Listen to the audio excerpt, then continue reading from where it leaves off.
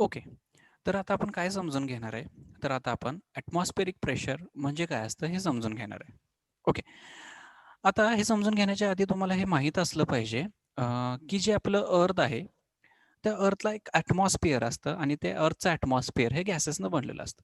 म्हणजे मी आता असं लिहू शकतो का, की अर्थ एटमॉस्फिअर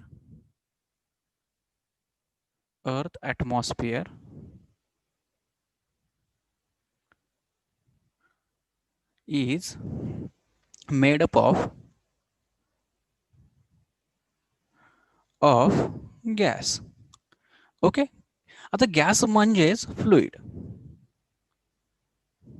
ओके. म्हणजे याच्या आधी आपण जे काही शिकलो फ्लुइडच्या रिलेटेड, तर ते सगळे प्रिन्सिपल्स किंवा ज्या काही थेरीज असतील ते मी इथं वापरू शकतो. कोणासाठी? अर्थ ॲटमॉस्फिअरसाठी. आता हे ॲटमॉस्फिअरिक प्रेशर समजून घेण्यासाठी मी काय करतो? असं कन्सिडर करतो की हे काय आहे? हे अर्थ आहे. ओके. आणि या अर्थवर असं समजा की हे काय आहे जे मी ड्रॉ केले, ते समजा माउंटन्स आहेत आणि इथं कुठेतरी खाली म्हणजे ह्या इथं इथं काय आहे? सी लेव्हल आहे.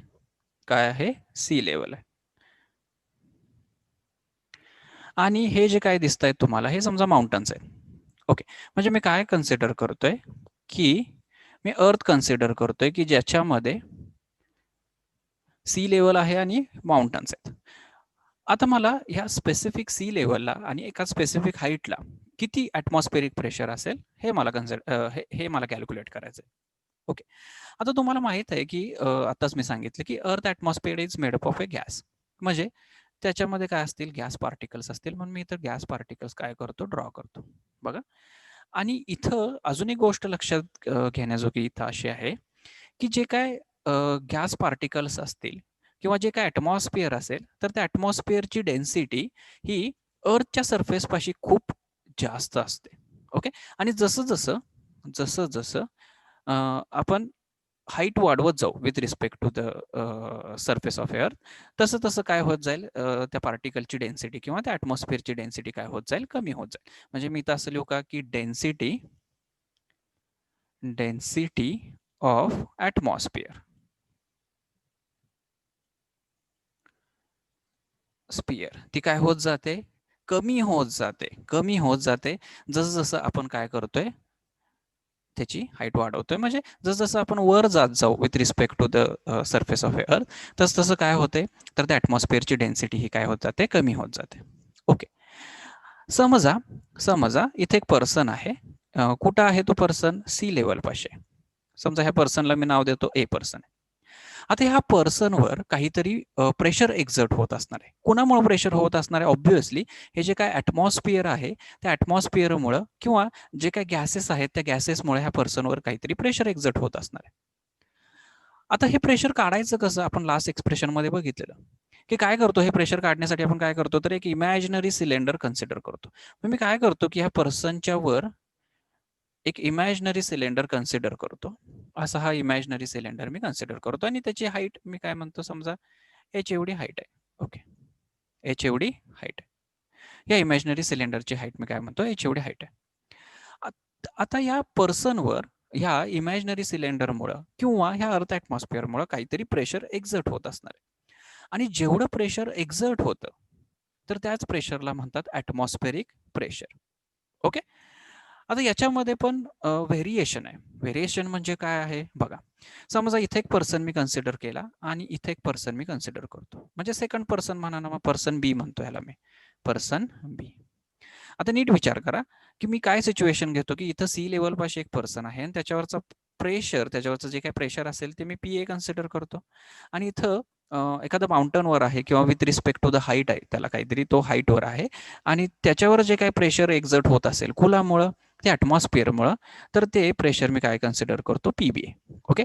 आता हे प्रेशर काढणार कसं? आपण लास्ट एक्सप्रेशनमध्ये बघितलं, की काय करतो आपण त्याच्यावरती एक इमॅजिनरी सिलेंडर ड्रॉ करतो. मग मी इथे एक इमॅजिनरी सिलेंडर ड्रॉ करतो आणि त्याची हाईट मी एच प्राईम म्हणतो. ऑब्व्हियसली तर इथे एच प्राईम ही लहान असणार आहे ॲज कम्पेअर टू एच. मग याच्यावरून मी असं कम्पेअर करू शकतो का? काय फॉर्म्युला असतो? आपण प्रेशर कशावरून काढतो? तर pressure is nothing but h rho g. आपण एक्सप्रेशन लास्ट व्हिडिओमध्ये हे एक्सप्रेशन बघितलेलं आहे. म्हणजे जे काही प्रेशर असेल ते टोटली डिपेंड असतं height height of that imaginary cylinder and the density of that fluid. Okay, आता इथं दोन्ही सिच्युएशन मध्ये डेन्सिटी सेम आहे ऑब्व्हियसली ॲटमॉस्फिअर असल्यामुळे, पण पण जी काय हाईट आहे ती दोन्ही सिच्युएशन मध्ये वेगवेगळे. मी ह्या एक्सप्रेशनचा वापर करून मी असं लिहू शकतो का की pressure on a first person किंवा on a person is greater than pressure on a P person, असं लिहू शकतो का मी? बरोबर लिहू शकतो. म्हणजे भलेही अर्थ ॲटमॉस्फिअरमुळं प्रेशर एक्झर्ट होत असेल, पण तेही प्रेशर हे वेगवेगळं असतं. ओके, आणि ते प्रेशर जास्त कुठं असणार तर ऑब्व्हियसली सी लेवलवर असणार. मग सी लेवलवर जे काही प्रेशर असतं तर त्याला म्हणतात नॉर्मल ॲटमॉस्फेरिक प्रेशर. बघा मी काय म्हणतो तर प्रेशर ॲट सी लेवल, तर त्याला काय म्हणतात? तर त्याला म्हणतात normal atmospheric pressure. Normal atmospheric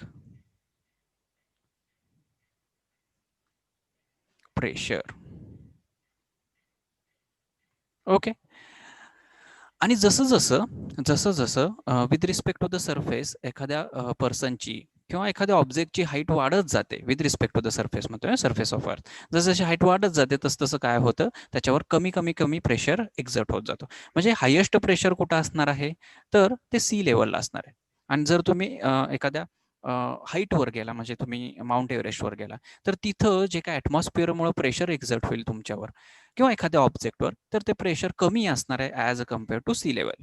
आणि ह्या सी लेवलवर जे काही प्रेशर असतं त्या सी लेवलवर जे काही प्रेशर असतं तर त्या प्रेशरला काय म्हणतात? Normal atmospheric pressure.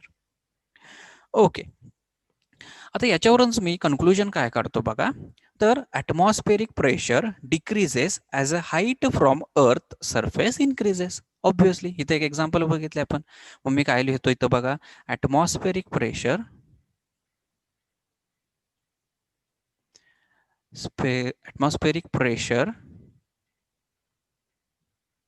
काय होतंय, जसं हाईट वाढते तसं काय होतंय, ॲटमॉस्फेरिक प्रेशर डिक्रीज होते. Atmospheric pressure decreases as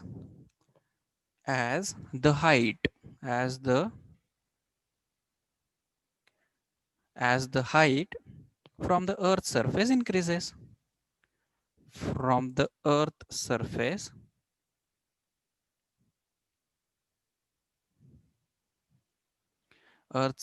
increases. Simple result आहे.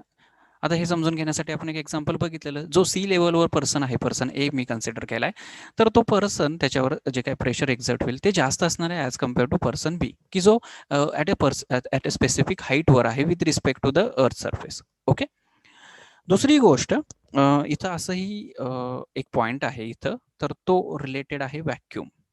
बघा, व्हॅक्यूम. आता कुणाला म्हणायचं व्हॅक्यूम किंवा कुठल्या सिच्युएशनला व्हॅक्यूम म्हणतो आपण?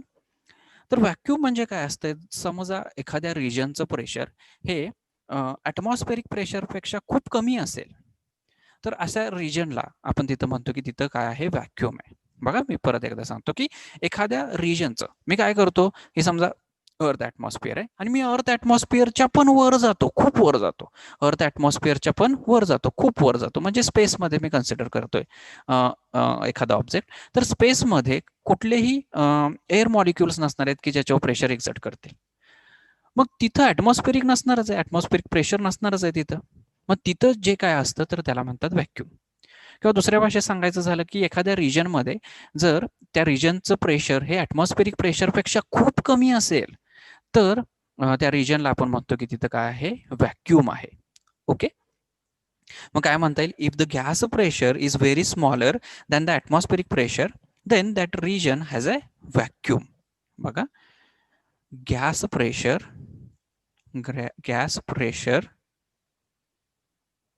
is very small than atmospheric pressure.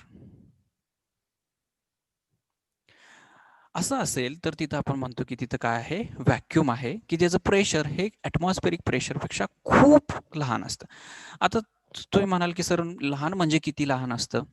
तर आता ॲटमॉस्फेरिक प्रेशर किती असतं तर नियरली म्हणजे एक ॲटमॉस्फेरिक प्रेशर, 1 ॲटमॉस्फेरिक प्रेशर ते नियरली असतं किती 1.01325 म्हणजे 1.01325 बार. एवढं हे काय आहे ॲटमॉस्फेरिक प्रेशर आहे. एवढं ॲटमॉस्फेरिक प्रेशर.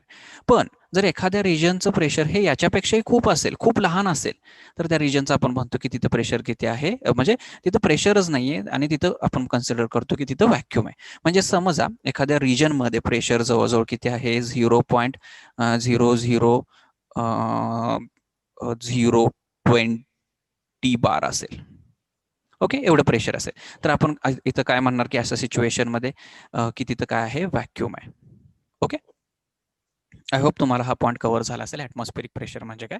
परत एकदा आपण एक डेफिनेशन बघूया. ओके. काय डेफिनेशन आहे बघा. atmospheric air exerts a downward force due to its weight and the pressure due to this force is known as the atmospheric pressure. Simple. आपण काय कन्सिडर केलं की अर्थ कन्सिडर केलं आणि त्याच्या अर्थच्या ॲटमॉस्फिअरमध्ये जे काही गॅस असतं आणि त्या गॅसच्या वेटमुळं ते काय प्रेशर एक्झर्ट करतं एखाद्या ऑब्जेक्टवर आणि ते किती अमाऊंट ऑफ प्रेशर एक्झर्ट करतं त्याला म्हणतात ॲटमॉस्फिअरिक प्रेशर. त्यात पण 2 टाइप्स आहेत. सी लेवलला जे काही प्रेशर असतं ते ऑब्व्हियसली जास्त असतं ॲज कम्पेअर टू जर तुम्ही प्रेशर मेजर करायला गेला at a specific height.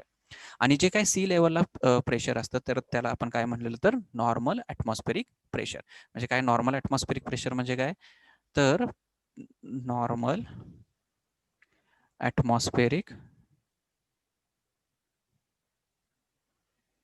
pressure is nothing but a pressure at pressure at pressure at pressure at sea level.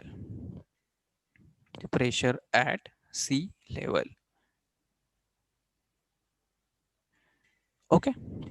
तर आय होप तुम्हाला हे ॲटमॉस्फेरिक प्रेशर म्हणजे काय हे समजलं असेल.